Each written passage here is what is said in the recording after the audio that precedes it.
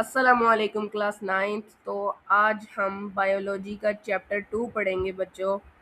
आज बच्चों मैं आपको पूरा चैप्टर नहीं पढ़ाऊंगा, मैं सिर्फ आपको इम्पोर्टेंट शॉर्ट क्वेश्चंस और इम्पोर्टेंट लॉन्ग क्वेश्चंस पढ़ाऊंगा जो बच्चों इंशाल्लाह इंशाल्लाह इंशाल्लाह आपके पेपर के अंदर आएंगे। बच्चों बच्चों ये जो हमने डिज़ाइन किया है ये पूरी ईमानदारी के साथ डिज़ाइन किया गया है और पूरी जिम्मेदारी के साथ डिज़ाइन किया गया है। ये बच्चों मैंने पूरी मेहनत के साथ ये आपके सामने पीडीएफ जो प्लेस की है ये डिज़ाइन की है मैंने, एनालाइज करके आपका सिलेबस। बच्चों अब आप सोच रहे होंगे कि मैं सिर्फ इम्पोर्टेंट ही क्यों करवा रहा हूँ, क्योंकि बच्चों आपका सिलेबस ऑलरेडी बहुत बड़ा है। स्मार्ट सिलेबस अभी हुआ नहीं है, ना ही गवर्नमेंट की तरफ से कोई रिस्पॉन्स आया है, तो इसलिए बच्चों सिर्फ इम्पोर्टेंट करें और बेहतरीन नंबर लें। बच्चों टॉपर्स भी यही करते हैं, smart work not hard work. तो पढ़ लेते हैं पहला क्वेश्चन कौन सा मेंशन करता है ये। पहला क्वेश्चन है बच्चों, what was the discovery of Carl Linnaeus. अब दूसरा क्वेश्चन पढ़ लेते हैं बच्चों, write down the classification of human. तीसरा क्वेश्चन पढ़ लेते हैं बच्चों, why three kingdom classification is rejected, what is prion and viroids. Write down the symptoms of corona virus. आगे बच्चों लॉन्ग क्वेश्चन पढ़ लेते हैं, define binomial nomenclature. Write down the scientific name of onion, tomato, potato, honeybee, tiger and human being. Also discuss rules at least 4। बच्चों ये इतना मतलब बड़ा नहीं आएगा, ये तो बच्चों मैंने आपको बताने के लिए किया है ना। ये या तो बच्चों आपसे रूल्स पूछ लेगा और डेफिनेशन पूछ लेगा, या तो बच्चों साइंटिफिक नेम पूछ लेगा। मैंने सारा इसलिए ऐड किया क्योंकि ये सारा ऑलरेडी पूरा अहम है। बच्चों अब इनके आंसर्स देख लेते हैं हम।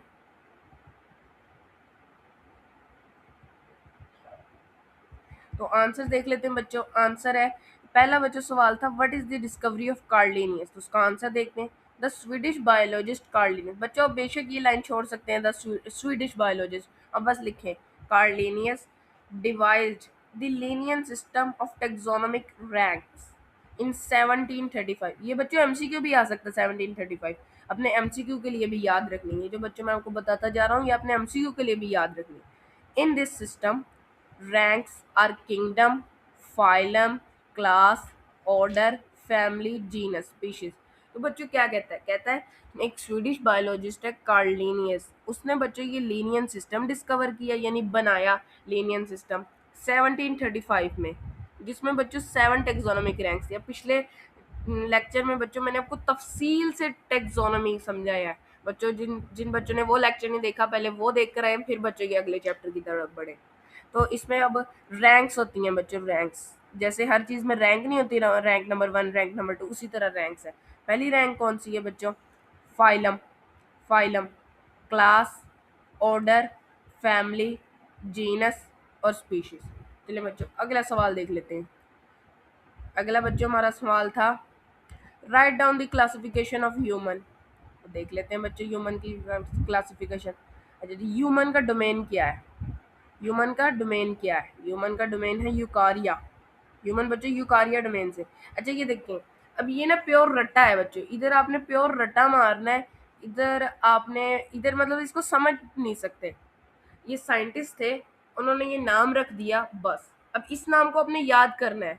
ये नाम रख दिए गए हैं कि इस किंगडम में है, एनिमेलिया किंगडम में है ना, एनिमेलिया, ये अब आपने याद रखना है बच्चों। अब देखें फाइलम कॉर्डेटा, ये भी बच्चों आपने याद रखना है।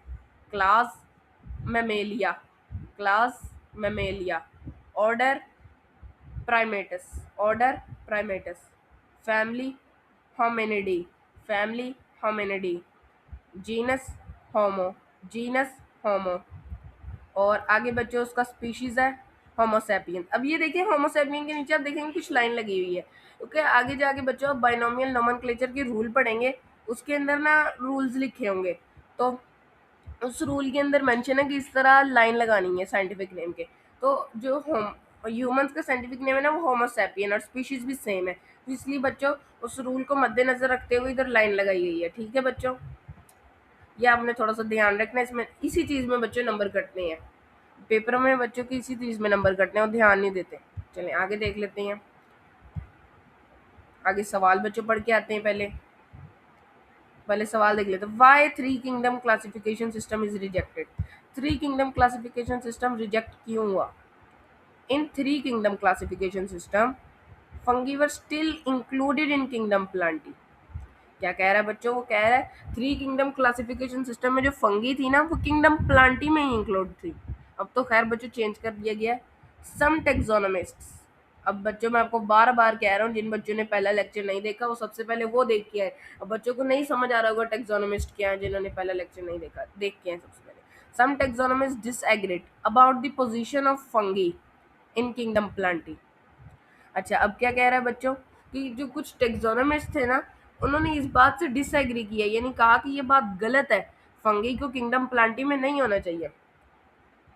Fungi resembles plants in many ways but fungi are heterotrophs। और जो कह रहा है जो फंगी है ना वो प्लांट से बहुत ज़्यादा सिमिलर है, फंगी प्लांट से बहुत ज़्यादा सिमिलर है, लेकिन सबसे मेजर फर्क है कि वो हेटरोट्रॉप्स है। हेटरोट्रॉप्स मैं आपको बच्चों पढ़ा देता हूँ। जो दूसरों से खाना हासिल करते हैं वो खुद नहीं बनाते। जैसे अब बच्चों हम दूसरों से खाना हासिल करते हैं, अब हम अपना खाना खुद नहीं बना सकते हैं। हम अब देखें आप मीट खाते हैं तो अब वो चिकन से हासिल करते हैं ना, चिकन से हासिल करते हैं, गोट से हासिल करते हैं, काऊ से हासिल करते हैं, कैमल से हासिल करते हैं। आप खुद तो नहीं बना सकते ना। अब प्लांट्स का आपने एक प्रोसेस पढ़ा होगा फोटोसिंथेसिस, और आपने ये भी पढ़ा होगा वो अपना खाना खुद बनाते हैं, वो ऑटोट्रॉप्स होते हैं। खैर ऑटोट्रॉप्स का इधर जिक्र नहीं है तो आप जहन में ना रखिएगा, बस समझ लीजिए वो ऑटोट्रॉप्स होते हैं क्योंकि वो अपना खाना खुद बनाते हैं, वो किसी और से हासिल नहीं करते। और हम उन्हें खाते हैं, हम उनसे हासिल करते हैं अपना खाना, हम बच्चों खुद नहीं बनाते अपना खाना। अब ये ना कहिए कि हमारी मम्मा जाती हैं किचन में जाके खाना बना लेती हैं, वो जो मटेरियल है जिससे वो बनाती हैं बच्चों वो तो कहीं और से ही हासिल किया जाता है ना। ये बात है मेन समझने वाली। Because they absorb nutrients from organic matters. ये देखें इधर वही बात आ गई क्योंकि वो दूसरे मैटर से एब्जॉर्ब करते हैं न्यूट्रिएंट्स को। Their cell wall does not contain cellulose but possesses chitin. जो बच्चों उनकी सेल वॉल है ना वो जो बच्चों उनकी सेल वॉल होती है ना वो काइटिन से बनी होती है, सेलुलोज से नहीं बनी होती। देखिए एक मेजर फर्क ये आ गया। वो जो प्लांट्स की सेल वॉल होती है ना बच्चों सेलुलोज से बनी होती है और फंगी की काइटिन से बनी होती है। यही बच्चों ये फर्क बता रहे हैं इधर की क्यों फंगी को किंगडम प्लांटी में नहीं रखना चाहिए, ये वो फर्क है। खैर अब तो चेंज कर दिया गया बच्चों, चलिए आगे बढ़ते हैं। आगे था व्हाट आर प्रायन्स एंड वायरोइड्स। ये बच्चों बॉक्स में से सवाल आया है तो मैं आपको कह रहा हूँ बॉक्स में से जो इधर सवाल दिए गए ना वही दें। देखिए आप में से कुछ अक्सर बच्चे कहते हैं कि सर जी बॉक्स नहीं करने ना, बॉक्स करने हैं लेकिन वो वाले करने हैं जो इधर मेंशन है। Prions and viroids are also acellular particles. मतलब एसेलुलर पार्टिकल्स होते हैं यानी वो सिंगल सेल पे मुश्तमिल होते हैं। देखिए ना हम ट्रिलियंस ऑफ सेल से बने हुए हैं, वो सिंगल सेल से बने होते हैं। They are not included in classification system, वो क्लासिफिकेशन सिस्टम में इंक्लूड नहीं होते। इसकी भी मैं आपको वजह बता देता हूँ बच्चों, क्योंकि एक तो पहली बात उनके पास न्यूक्लियस नहीं होता और उनके पास मेटाबॉलिज्म भी नहीं होता, तो इसी वजह से बच्चों वो इंक्लूड नहीं होते। Prions are composed of protein only. ये बच्चों एमसीक्यू आ सकता है, prions are composed of protein only. ये प्रोटीन आ सकता है एमसीक्यू कि प्रायन्स किस चीज़ से कंपोज होते हैं, तो बच्चों आपने उसी टाइम अपने आंखें बंद करके प्रोटीन पे टिक लगा देना है। आगे viroids are composed of circular RNA only. ये भी बच्चों एमसीक्यू आ सकता है, ये भी बच्चों एमसीक्यू आ सकता है। आगे देख लेते हैं। Both these causes infectious diseases in plants. ये जो दोनों होती हैं ये इन्फेक्शियस डिजीज करते हैं प्लांट्स के अंदर। They are also cause of cancer. ये लोग कैंसर भी करते हैं, ये कैंसर की भी एक वजह है और ये इन्फेक्शियस डिजीजेस भी करते हैं प्लांट्स के अंदर। चलिए आगे पढ़ लेते हैं। सिम्टम्स ऑफ कोरोना वायरस पूछे थे, ये भी बॉक्स क्वेश्चन है। देखिए अब बच्चे कहते हैं कि सर जी बॉक्स नहीं करने नहीं आएंगे सर, बॉक्स करने हैं लेकिन वही करने हैं जो इधर दिए हैं। देख लेते हैं। Symptoms of corona virus include sore throat, fever, body aches, rashes and headache. अब सिम्टम्स कौन कौन से कोरोना वायरस के? सोर थ्रोट यानी गले में दर्द होना, फीवर बुखार होना, बॉडी एक पूरी जिस्म में दर्द होना, रैशेज हो जाना बच्चों, और हेडेक सर में दर्द होना। ये उसके मेन सिम्टम्स है। तो ये मैंने इसलिए शामिल किया क्योंकि ये न्यू डिजीज है ना, तो हो सकता है एग्जामिनर पूछे, बल्कि इंशाल्लाह लाजमी पूछेगा। देखिए अगली डेफिनेशन देख लेते हैं। ये लॉन्ग क्वेश्चन शुरू हो गए बच्चों। The process of giving scientific name to organisms is termed as binomial nomenclature.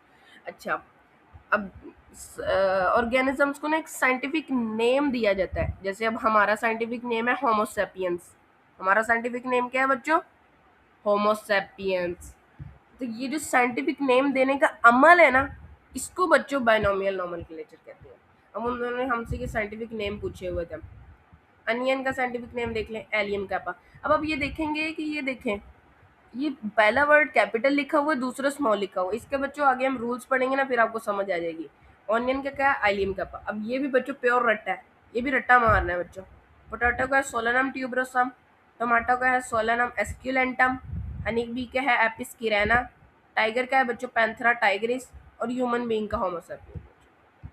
आगे रूल्स पढ़ लेते हैं, जैसा कि मैंने कहा था, अब समझ आएगी ऊपर। For scientific naming words are taken from Latin language. अच्छा, अब ये देखिए, आपको समझ नहीं आ रही होगी एलियम कैपा सोलेनम ट्यूबरोसम, अब कह रहे होंगे कहाँ से लिए हैं ये? लैटिन लैटिन लैंग्वेज के वर्ड्स हैं बच्चों ये।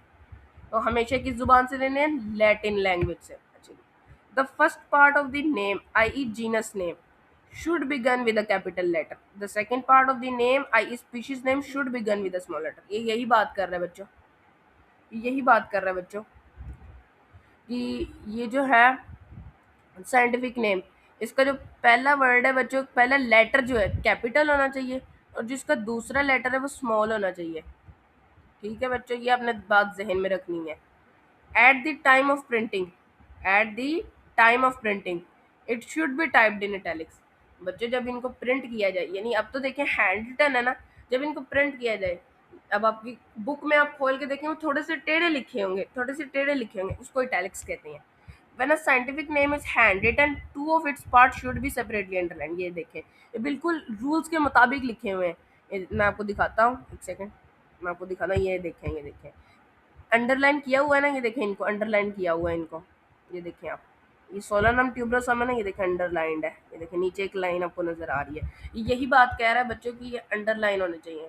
बच्चों जितना इधर लिखा है आपने यही सारा कुछ कर लेना है, इंशाल्लाह यही आपके पेपर के अंदर आना है। और अगर बच्चों आप इस चैनल से तैयारी करेंगे तो कोई भी आपको बायोकेमिस्ट्री के पेपर में 60 आउट ऑफ 60 लाने से नहीं रोक सकता।